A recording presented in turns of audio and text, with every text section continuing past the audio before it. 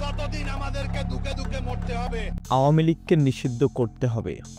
দেশের মাটিতে আমরা আওয়ামী লীগকে দেখতে চাই না।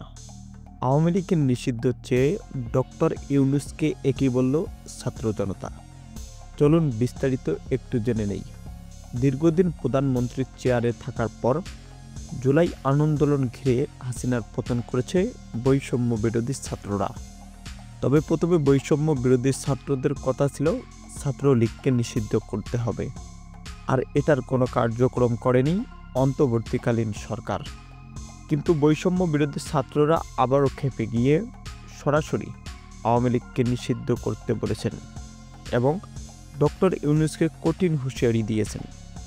এ সময় ছাত্ররা বলেন, আমরা প্রথমে ছাত্রলীগ নিষিদ্ধ করতে বলছি, কিন্তু অন্তর্বর্তীকালীন সরকার কিছুই করেনি। তাহলে জুলাই আন্দোলন করে অন্তর্বর্তীকালীন সরকারকে চেয়ারে বসিয়ে আমাদের লাভ কোথায়?